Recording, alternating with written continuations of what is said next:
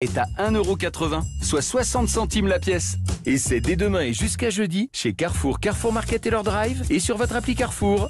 Carrefour, on a tous droit au meilleur. Orlo 99 centimes la pièce, origine Pérou, Chili, catégorie 1, détails sur carrefour.fr.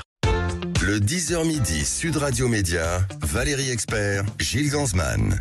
Bonjour Gilles.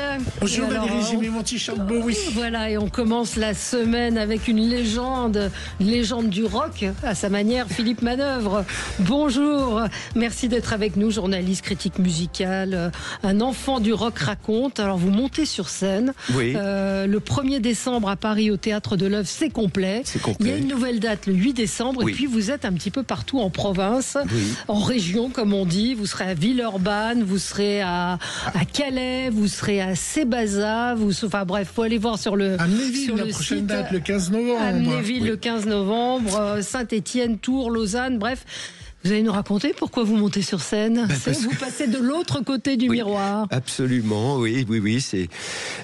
C'était la plus grande surprise de 2025. J'ai rencontré un producteur qui est venu me voir et qui m'a dit « Et si vous montiez sur scène ?» Alors moi, j'ai fait toujours la même réponse que je fais depuis les grosses têtes en disant « Je ne suis pas un comique. » Et il me dit « Mais moi, je veux pas que vous montiez sur scène pour me faire rire. Je veux que vous montiez sur scène pour me raconter vos anecdotes avec les Rolling Stones. » Ouais. Alors là, ça m'a ouvert quelque chose c'est déclenché en moi, voilà. Et je me suis dit « Bon, je vais y aller. » Et on va faire de l'improvisation totale. Et là, ils m'ont dit non, faut qu'on ait un petit texte pour travailler quand même. Donc vous avez un super metteur en scène, Jérémy Lippmann, qui a mis beaucoup de choses en scène. Et puis vous n'êtes pas tout seul sur scène. C'est le metteur en scène, Jérémy, de tous les spectacles de Mathieu Chédid, et de FFF, etc. Il gère beaucoup de groupes de rock. Il fait aussi du théâtre. Jean-Paul Rouve. Bien sûr, c'est lui qui a mis en scène Jean-Paul Rouve, le bourgeois gentilhomme. Le bourgeois gentilhomme nouveau. Voilà, donc c'est très agréable de travailler avec des jeunes comme ça qui veulent faire du rock, qui sont fascinés par cette aventure rock qui continue, dont les gens en parlent plus, mais ça continue. Le rock existe toujours. Mais oui, j'ai été voir AC/DC au Stade de France cet été, c'était très très plein. Mais vous êtes pour, comme les Rolling Stones de la CDC, que les papys continuent jusqu'à 100 ans à chanter ? Évidemment, parce que ça fait plaisir à tout le monde. Enfin, quand c'est juste une question physique, quand vous avez un groupe qui peut continuer. Les Rolling Stones, c'est exceptionnel sur scène. C'est exceptionnel sur scène, et c'est exceptionnel aussi qu'ils aient réussi à enterrer les haches de guerre qu'ils avaient sorties. Parce que, par exemple, il y a des groupes comme Pink Floyd, ils sont tous là, sauf un qui est disparu, mais ils ne veulent plus entendre parler les uns des autres. Alors que les Rolling Stones, les AC/DC, voilà, des gens qui continuent, Guns N' Roses continue, enfin voilà. Et Oasis qui se reforme. C'est carrément l'événement du siècle pour beaucoup de gens. Il y a des gens qui voulaient voir Oasis. Alors on voit se développer du tourisme rock. Il y a des gens qui vont voir Oasis à Édimbourg. Alors ils organisent leur semaine. Bon voilà. Mais il y a une nouvelle génération qui est sensible au rock, qui continue, enfin qui écoute les Rolling Stones, qui découvre les Rolling Stones. Je parle des Rolling Stones, mais ça pourrait être AC/DC. Les Who, AC/DC, les Pink Floyd, tout. Oui. Queen qui est énorme comme groupe actuellement. C'est un groupe populaire. Queen, c'est devenu un groupe populaire. Ça a dépassé presque les ventes des Beatles actuellement. C'est incroyable. Alors on va passer au zapping de Gilles, puis après vous allez nous raconter ce qu'on va voir dans ce spectacle, et puis peut-être nous raconter quelques anecdotes télé aussi. Pas question. Oui, si vous voulez. Alors la télé, on y va. C'est pas le sujet. Non, mais le spectacle, vous allez nous raconter comment vous l'avez organisé. Si vous allez chanter sur scène ? Non, pas vraiment. Non, Valérie, arrêtez, vous me tentez. Ça sera une étape suivante. Mais sur scène avec moi, Yarol Poupeau, formidable. Le dernier guitariste, lead guitare de Johnny Hallyday, le chef d'orchestre de Johnny Hallyday. Alors on se connaît bien avec Yarol, je le connais depuis très longtemps. Depuis une belle idée en tout cas. Voilà, et Yarol, ça l'excite ce spectacle. Bon, on va en reparler dans un instant. Tout de suite, c'est le zapping. Sud Radio Média, L'instant zapping. Bon Valérie, dans votre spectacle, vous évoquez vos souvenirs, mais Pas aussi moi, votre playlist préférée, oui. C'était Valérie, j'enchaînais. Virgule. En fait, j'ai fait un zapping que musique. En honneur de Philippe Manœuvre. C'est que de la musique. Bon, au départ, par le numéro 1 des chanteurs, Michel Sardou, numéro 1, vous avez le ref, hein, dans les années 70, numéro 1. Il était en interview avec Audrey Crespo-Mara.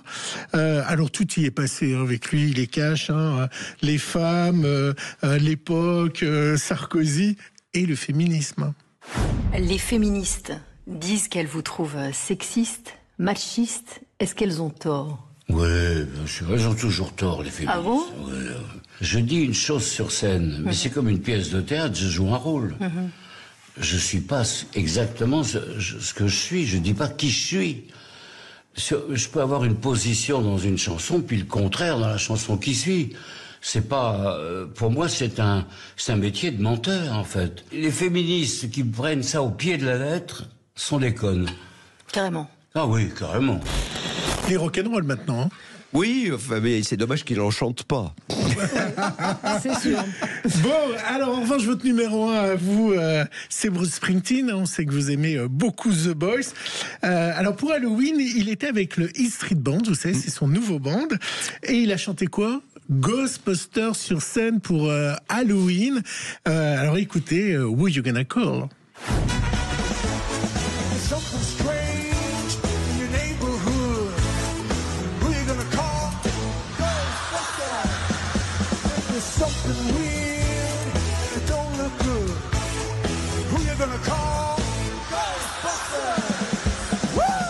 Il y a de l'ambiance. Ouais, incroyable, hein, le boss. Vous l'aviez vu non, je n'avais pas vu cet extrait. Concert pour Halloween. Oui, ben c'est génial. Franchement, Bruce Springsteen fait partie des grands artistes qui continuent, hein, et il est là. Et alors, il vient de sortir un biopic qui ne marche pas du tout. Vous l'avez vu ou pas? Non, je n'ai pas encore vu. Est-ce que c'est parce qu'il s'est engueulé avec Trump et que le public américain est désorienté, le boude?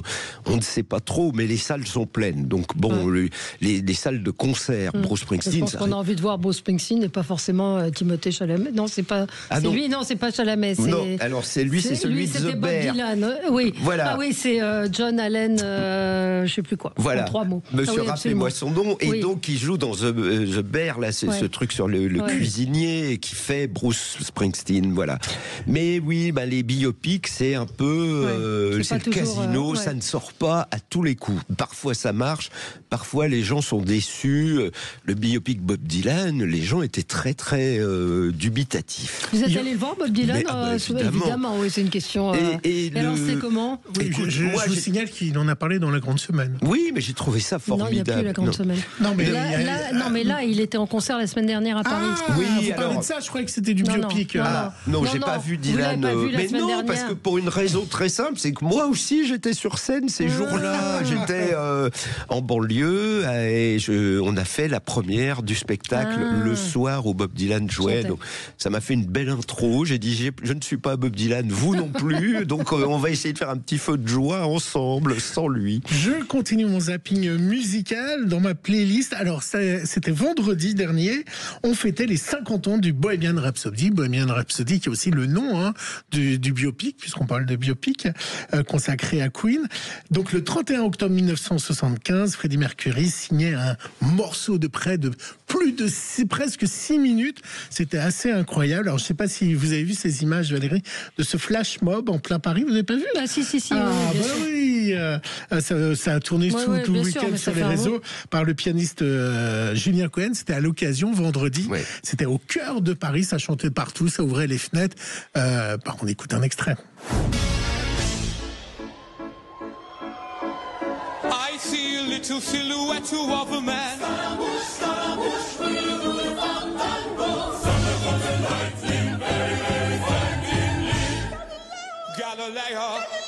Galileo. I'm just a poor boy, nobody loves me.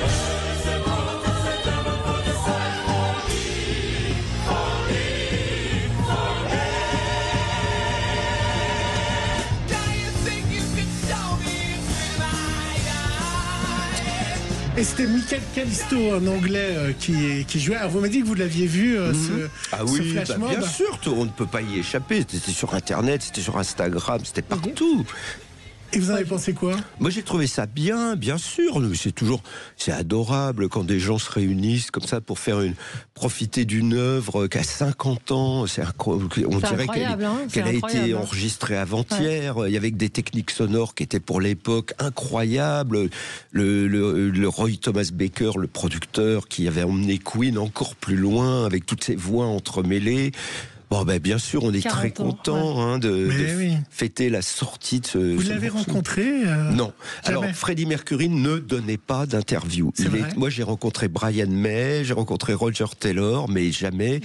Par contre, j'ai un copain qui était roadie, qui travaillait sur le concert de Queen, le dernier qu'ils ont donné à Vincennes en 87. Et il m'a dit, mon copain, il avait été roadie pour les Rolling Stones, pour Led Zeppelin, pour tout le monde. Et la seule fois où un artiste l'a remercié, c'est Freddie Mercury. Il avait voulu que tous les roadies soient alignés avant le concert. Il est venu serrer la main de chaque roadie en disant « Merci, monsieur ». Les roadies, c'est ceux qui amènent... Les roadies, c'est ceux qui montent le matériel, qui vident les camions, qui branchent les câbles, etc. C'est un cri qui rugit à chaque saison, tel le brame du cerf, l'appel à festoyer. Vous voyez de quoi je parle ou pas? Non, pas du tout. Oui, si je vous dis, allez, vous parlez anglais, si je vous dis que c'est l'heure, que c'est le moment. Quoi? It's time. It's time de quoi? J'adore.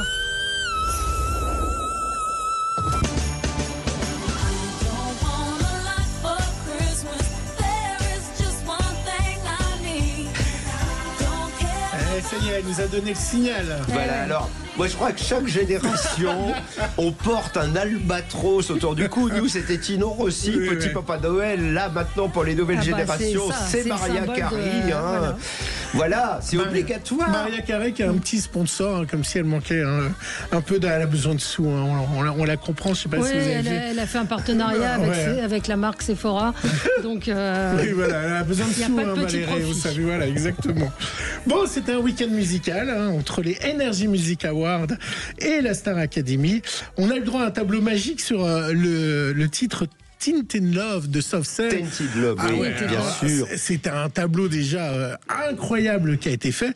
Et puis on peut se rappeler que Tintin Love, ça a été un titre créé en 1964, et puis ça a été repris donc par Cellsoft. Dans les années 80. Et oui, parce que dans les années 80, il y avait le sida, et le titre c'est L'amour souillé, et ils ont été ensuite au combat contre le sida. On écoute un extrait de la Starac. Tainted love. Now I know I've got to run away. I've got to. Et vous avez longtemps été juré de la Nouvelle Star. Oui, 3 saisons. C'est pas long. Ouais, quand même. Oui, pas mal. quand même. Vous regrettez? Ah, pas du tout. Ah bah, il y a eu non, plein c'était d'artistes. vraiment, c'était quelque chose de. On était très heureux de faire ça. Il n'y a pas eu. Non. Bon. Et puis, juste pour finir, un petit hommage à Renaud Revel, vous savez, qui nous a quittés, qui était spécialiste des médias. Qui était venu souvent dans cette émission, voilà, journaliste à l'Express, rédacteur en chef à l'Express, avec une voix très particulière. Qu'on écoute, il était dans C'est à vous, il parlait de la photo, vous savez, de Jacques Chirac qui avait été pris nu. Est-ce qu'elle existe vraiment? Bien sûr, elle a été faite par un photographe qui s'appelle Stéphane Ruet, qui était au large de Brégançon. Il l'a pris un matin, alors que Chirac regardait à la jumelle le yacht de Schumacher qui mouillait aux alentours. Il était à poil, effectivement. Et cette photo a été prise, elle existe à Paris Match. Et à Paris Match, on avait décidé de ne pas la publier parce que l'Élysée est intervenu. Il connaissait la photo elle-même, mais cette photo est bien dans un coffre à Paris Match depuis maintenant plus de 30 ans. Hommage, et on pense à lui, parce que c'était quelqu'un d'extrêmement compétent et sympathique. Merci. On se retrouve dans un instant avec Philippe Manœuvre pour parler de son spectacle Un enfant du rock raconte. À tout de suite. Sud Radio Média, Valérie Expert, Gilles Gans. Sud Radio Média, l'invité du jour. L'invité du jour, c'est Philippe Manœuvre, légende du rock. Bah oui, on peut vous présenter comme ça quand même. Là, vous êtes incroyable, Valérie. Ça fait un moment que vous bourlinguez dans ce milieu. Ah bah oui, ça fait 50 ans. Bah oui, les enfants du rock, vous avez rencontré les plus grandes stars. Voilà. Et vous diriez, comme disait Thierry Ardisson, il n'y a plus personne à interviewer aujourd'hui? Thierry disait, j'ai fait, en gros, quand on a interviewé, lui il parlait de Karl Lagerfeld, Iggy Pop et compagnie. Aujourd'hui. Ouais, moi non, pas du tout. Je pense qu'il y a des gens très intéressants à interviewer, bien sûr, bien si, ça continue. Ça continue ? Ah oui. Non, moi je suis pas défaitiste comme ça, je suis pas nostalgique, j'ai pas un brin de nostalgie en moi, je dis ça a jamais été mieux que maintenant. Vous continuez à suivre tout ce qui sort. Mais bien sûr, mais bien sûr. Alors vous montez sur scène, un enfant du rock raconte, vous êtes accompagné par Yarol Poupeau à la guitare. 1er décembre à Paris au Théâtre de l'Œuvre, c'est complet, sans promo, c'est ce qu'on disait. Merci à votre attaché de presse. Et le 8 décembre, il y aura une nouvelle date. Et puis vous êtes un petit peu partout en tournée. Vous allez vous balader dans toute la France. Ouais. Et même en Suisse, à Genève, avec une date à Genève. Et même en Suisse. Oui. Et on peut écouter la bande-annonce. Ça va donner peut-être une petite idée de ce qu'on va pouvoir découvrir sur scène. Cette année, j'ai décidé de monter sur scène. Je vous ai écrit plein de bouquins, j'ai fait des émissions, j'ai fait plein de choses. Mais là, cette fois, c'est entre vous et moi. J'ai eu envie d'organiser un spectacle, une soirée rock autour de toutes les anecdotes que je peux vous raconter. Et des anecdotes, j'en ai parce que je les ai tous rencontrés, tous ceux qui nous font rêver. Il n'y a pas de spectacle rock sans guitare électrique. Je vais avoir un super guitariste qui va être avec moi, rien moins que Yarol Poupeau. Et ça va être un spectacle, j'espère qu'il va vous plaire. Il y aura des photos, il y aura du son. Ça va être la grande soirée rock qu'on attendait. Un truc nouveau et rock'n'roll à la fois. Voilà. Allez, une question tarte à la crème, votre plus belle rencontre. Mais il y en a. C'est une question tarte à la crème. Non, c'est pas possible. Non, mais moi je refuse de répondre à ces questions-là parce que justement, je fais 1h30 de spectacle pour parler de mes plus belles rencontres, que ce soit Madonna, Prince, Michael Jackson, Mick Jagger. Tout ça, je le raconte dans le spectacle. Et les Beatles, les anciens Beatles, parce qu'on était très. Moi, je fais partie d'une génération qui a découvert la musique avec les Beatles. Bien sûr. Et les Stones, et tous sont dans le spectacle. On va aller on va commencer aux Rolling Stones et on va finir au Bébé Rocker. Vous voyez, ça fait un spectre très large. Puisque vous êtes fan des Rolling Stones, je vous ai ressorti une archive de Dina, des enfants du rock. Oui. Parce que je me suis baladé tout ce week-end sur les enfants du rock avec une interview qui a été faite en 85 de Mick Jagger. Mais est-ce qu'il faut repasser ces vieux trucs? Pourquoi vous passez votre week-end à regarder des vieux trucs? Moi, j'étais sur scène. Qu'est-ce que vous foutez, mon gars? Parce que c'est toujours agréable d'entendre Mick Jagger, surtout qu'il parle français. Mais je sais qu'il parle français, je l'ai interviewé 23 fois. 23 fois Mais vous avez gardé un contact avec lui? Non, pas du tout. C'est vraiment professionnel. Non, oui, totalement. Non, mais écoutez, on peut pas. Mais est-ce qu'on peut devenir copain? Non, c'est impossible. Déjà, alors une fois, je vais vous raconter une anecdote qui est arrivée à un de mes journalistes. Il se retrouve en studio avec David Bowie à Los Angeles. Bowie lui dit, tu sais, ils ont une certaine complicité tous les deux. Il dit, tu sais qu'il y a Mick Jagger de l'autre côté, donc ils vont le voir. Et Jagger et Bowie se mettent à parler du week-end, du réveillon, du Nouvel An. Ils vont aller en Thaïlande, dans un hôtel, et ils disent tous les deux, on se retrouve là-bas, Nouvel An. Et mon journaliste dit, je peux venir? Et là, il le regarde, ils lui disent, mais t'as pas les moyens. Non mais... Donc le bon journaliste m'a dit à un moment, j'ai cru que je volais avec les aigles, mais les aigles m'ont dit, t'es un pigeon, redescends. Tu peux pas venir, c'est pas le genre d'hôtel où tu ne peux même pas te payer une nuit dans cet hôtel. Voilà, c'est ça le problème. Donc il faut pas croire. On peut aimer l'artiste, on peut poser des questions sur son art et tout, mais on n'est pas copains avec des superstars du rock. Vous aviez Picasso qui disait, moi je peux signer une nappe et on m'offre le repas. Vous, si vous signez la nappe, on vous offrira pas le repas. On vous offrira la prison. Exactement. Voilà, je vais faire une autre archive, puisque vous voulez pas de mon archive. Allez-y, sortez-là votre archive. Vas-y. J'en ai une autre beaucoup plus intéressante. C'est quoi? Celle où vous aviez 19 ans. Allez. C'est drôlement bon de vous retrouver là. La chaleur des sunlights. L'amour du public. Je m'appelle Philippe Manœuvre, j'ai 20 ans. Oh non, on devrait dire 19. C'est plus teenager, on recommence. Je m'appelle Philippe Manœuvre, j'ai 19 ans. J'ai décidé de rentrer à l'école française des attachés de presse après avoir eu mon bac parce que j'avais peur littéralement de l'université. J'avais trop d'amis qui ne parvenaient pas à trouver de débouchés et j'ai donc choisi une école professionnelle. J'aime la musique, j'ai 20 ans et je vais aller au concert. Vous aviez déjà la même voix, hein? Ouais. Et vous pensiez déjà musique. Mais quel rapport les FAP avec la musique? Parce que c'était une école d'attachés de presse qui proposait des stages, alors qu'à l'université, à l'époque, en 72, on apprenait du théorique, mais il n'y avait jamais de vie réelle. Et donc, grâce à cette école, j'ai obtenu mon premier stage à RTL. Et je me suis retrouvé à gérer le train que RTL organisait, 2 trains pour emmener les fans français des Rolling Stones, voir les Stones à Bruxelles en 73. Donc c'était mon premier boulot de travailler avec l'attaché de presse de RTL, Maryse. C'était vraiment Maryse Chanteloup, c'était franchement une aventure. J'aurais pas pu le faire si j'étais resté à l'université, quoi. Merci les FAP. Un auditeur nous dit les enfants du rock, l'écho des bananes. Lâche-moi les baskets, toutes les émissions du rock, il n'y en a plus. Est-ce que pourquoi? Comment on l'explique? Il y a MTV qui va disparaître. Ça intéresse plus? C'est-à-dire que ça devient très difficile de les rencontrer, de faire tourner l'émission en dehors des très grandes tournées. Vous voyez, moi, j'avais une émission rock l'an dernier. Mais alors, en même temps, le rock, ce qui est intéressant, c'est que vous interviewez Slash une semaine, c'est génial, c'est le guitariste des Guns N' Roses.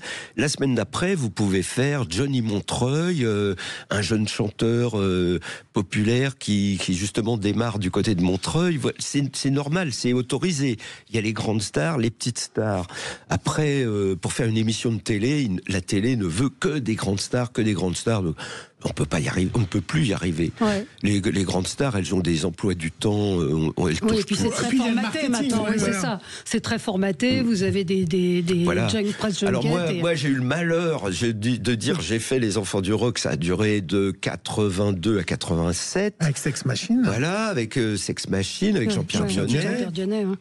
Et quand ça s'est terminé, la télé nous a dit merci. Il y a les émissions, ils ont fermé les unes après les autres. Voilà. Aujourd'hui, il y a des émissions de recherche de talent. Enfin, il en reste une, la Star Academy, qui fonctionne très très bien. Bravo. Et puis voilà, la musique, c'est autre chose. Ça s'est déplacé. Et on va vous voir sur scène, donc un petit peu partout en France, le 8 décembre à Paris. On tape Philippe Manœuvre spectacle, on trouvera les billets. Vous êtes 1h30 sur scène avec Carole Poupeau. Et vous avez construit votre spectacle en 8 parties, je crois, c'est ça, avec mais vous savez différentes tout, étapes. C'est incroyable. Et alors, la raison pour laquelle je suis un peu détendu, c'est qu'on l'a joué vendredi soir de Halloween. Ça m'a fait plaisir déjà parce que il y a des groupes qui ont démarré aussi le soir de Halloween, notamment Iggy Pop. Il a fait son premier concert un soir de Halloween, donc je me suis dit c'est très très bonne affaire. Et le spectacle, ça a fonctionné auprès du public. Le public était heureux et nous l'a fait savoir par des applaudissements nourris, une standing ovation. Alors qu'est-ce qu'on demande de plus? On viendra vous voir. Donc Philippe Manœuvre, la légende du rock. Et l'anecdote que vous m'avez racontée sur Tina Turner est dans le spectacle ou pas? Laquelle? Sur le canard à l'orange? Non, je parle. Je vous la raconte. Mais non, mais je vous interdis. Je la raconte. Allez, Perico, une autre légende. C'est mes anecdotes. Une autre légende, Perico Légas. Bonjour Valérie, bonjour Gilles. Aujourd'hui. Monsieur Manœuvre, c'est un honneur d'être à côté de vous. On va essayer de comprendre à qui font peur les réseaux sociaux. Faut-il supprimer X? Faut-il réguler les médias qui dérangent? On va en discuter avec Patrice Jeanvin. Peut-on vendre n'importe quoi sur les sites internet? On se souvient qu'Yahoo avait vendu du Zyklon-B, et là il y a Shein qui propose des poupées sexuelles. Là aussi on va s'interroger sur les pratiques commerciales. Alors ras la citrouille d'Halloween, parce que ça rend pas intelligent forcément tout le monde, et puis on a peut-être d'autres solutions pour célébrer la fête de nos défunts. Refusé d'obtempérer tue, il y a eu une tragédie, un jeune homme de 19 ans est mort suite à un refus on l'a évoqué, j'ai annoncé que vous auriez sa maman tout à fait, avec vous en direct. La maman de Matisse, voilà. Et puis nous verrons avec le docteur Martin Blachier pourquoi il faut totalement repenser à zéro notre système de santé, fond, forme, on va dans le mur, il a 12 propositions et on va les décrypter avec lui, sinon on ne sera pas soigné quand on sera plus vieux, vous et moi Valérie. Allez, même dans un instant, c'est à vous, il nous reste beaucoup de temps. C'est à vous dans un instant, Perico Légas. Très bonne journée sur Sud Radio. Le 10h midi,